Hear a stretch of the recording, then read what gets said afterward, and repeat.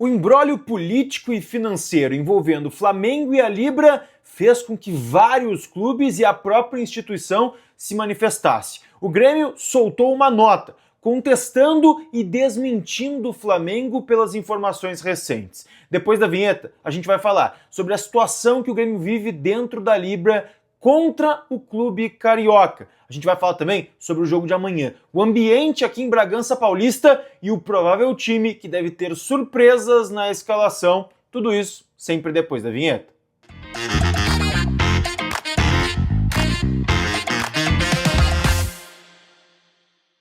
Fala, gurizada, tudo bem? Eduardo Picão com vocês mais uma vez aqui no canal pra gente falar sobre o Grêmio, mas antes deixa teu like, te inscreve, ativa as notificações, hype esse vídeo aqui embaixo porque é muito importante pra gente continuar criando conteúdo aqui dentro do YouTube, tá?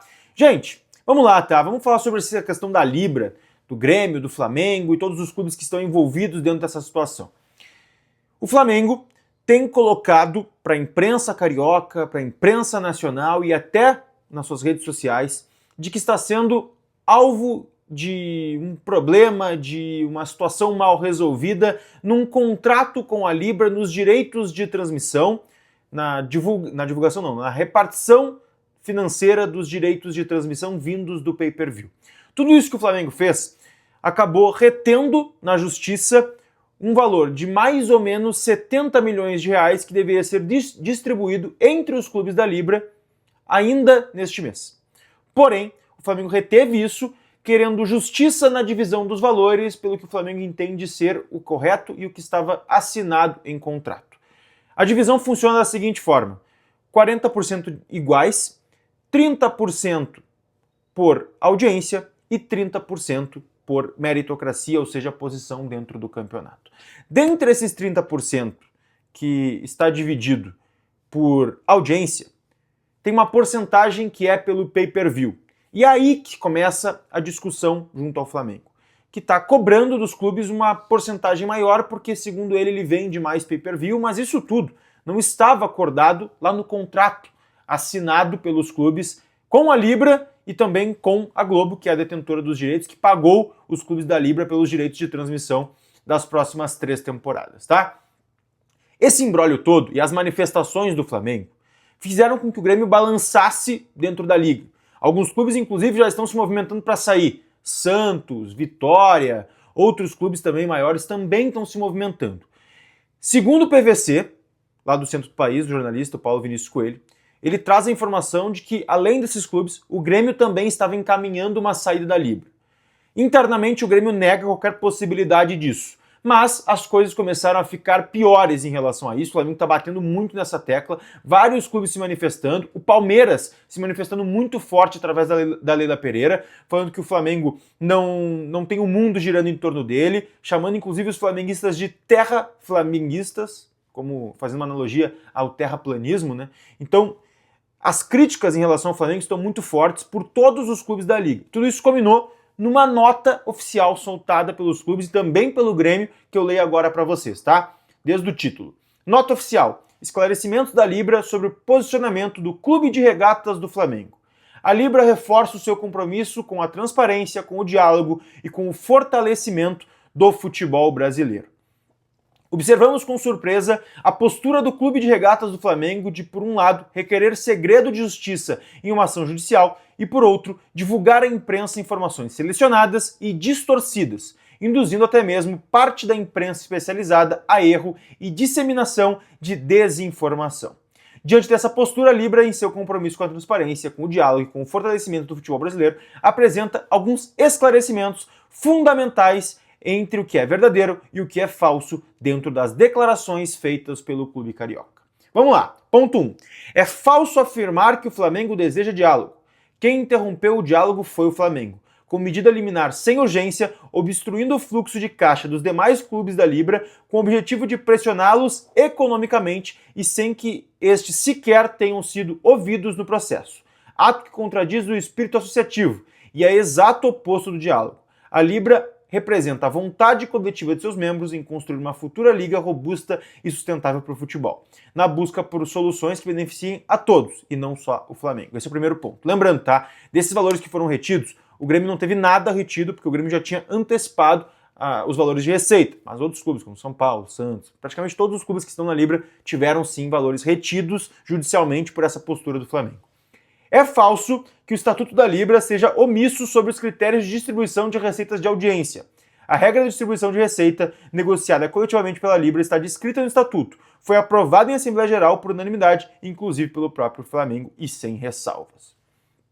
Portanto, também é falso que o clube não tenha concordado com a forma de determinação de audiência descrita no Estatuto da Libra. Ponto 3. Cadastro não é audiência, e é falso que o Flamengo queira respeitar a decisão dos demais clubes. Insatisfeito com o critério de audiência previsto no Estatuto da Libra, o Flamengo propôs que a métrica fosse alterada pelo número de cadastro de torcedores. Cadastro não é audiência, e não se enquadra e nem é mencionado no critério previsto no Estatuto. A proposta de alteração do cálculo de audiência para cadastro que o Flamengo defende, pública e judicialmente, foi levada à votação em Assembleia Geral da Libra e foi rejeitada pelos demais 8 clubes da Série A integrantes da Libra.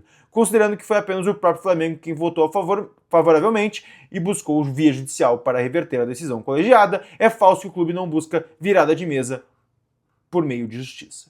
4. É falso afirmar que o Estatuto da Libra assegura um valor mínimo garantido em benefício ao Flamengo. Qualquer mínimo garantido só seria aplicável em benefício de todos os clubes, caso a Libra viesse a se tornar realizadora do campeonato.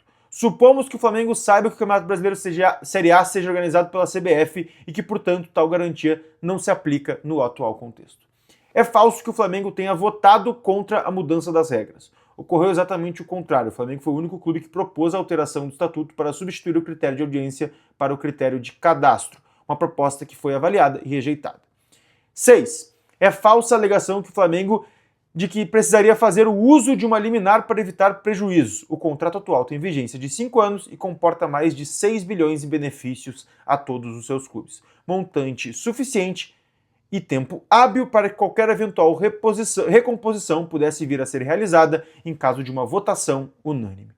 Vale lembrar que se o Flamengo realmente tem interesse em dialogar por um acordo ou tem convicção de que está certo, o próprio clube não faria uso de um expediente liminar desnecessário e discutiria se está certo no mérito em mediação ou arbitragem.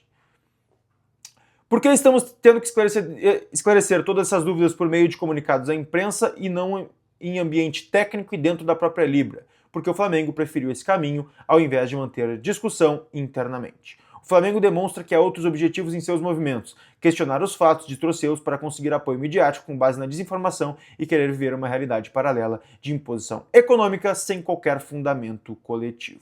Basicamente, a nota da Libra é batendo demais no Flamengo em relação à postura de divulgação de falsas informações em relação à distribuição da verba de audiência dentro da Libra. Importante a gente ver essa colocação do Grêmio, porque é o Grêmio batendo de frente com um dos principais clubes do Brasil, assim como outros clubes grandes. E eu acho que tem que ir além da nota. Acho que tem que ter uma manifestação via coletiva, o Grêmio tem que se posicionar em relação a sair ou não da Libra, como vai funcionar essas coisas, porque a gente está falando do dinheiro do clube e hoje da principal fonte de renda do Grêmio, que é os direitos de transmissão, tá? Vamos passar para o próximo assunto, falar de futebol, porque é importantíssimo a gente trazer aqui o time de amanhã e alguns ambientes que a gente está vendo. O Grêmio hoje, na postura contra o Bragantino, o Grêmio vai para especular o jogo. Por que eu digo isso, tá? Conversando com algumas pessoas e também no ambiente do jogo, a gente vê um Grêmio distensionado, mais tranquilo, menos pressionado e com medo de perder mais jogadores para o restante da temporada. Por isso que a gente vai ver mudanças no time. Assim como foi contra o Santos. Algumas peças saem, outras entram, volta jogadores importantes. E a gente vai ter o retorno, por exemplo, do Marcos Rocha, do Kahneman, mas teremos a ausência de Marlon. Isso deve acontecer. E aí, a gente vai pegar aqui o time, tá? Grando no gol, mais uma vez, o Thiago Volpi tá fora. Na lateral direito, o Marcos Rocha, Noriega, Kahneman e Lucas Esteves. O meio-campo, Dodi, Arthur e Edenilson. O ataque de Pavon, André Henrique. E aí a grande novidade, talvez a grande dúvida do time hoje.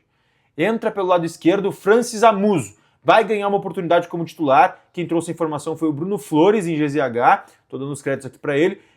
E a gente coloca aqui como dúvidas. Tanto Cristaldo quanto Riquelme nessa posição.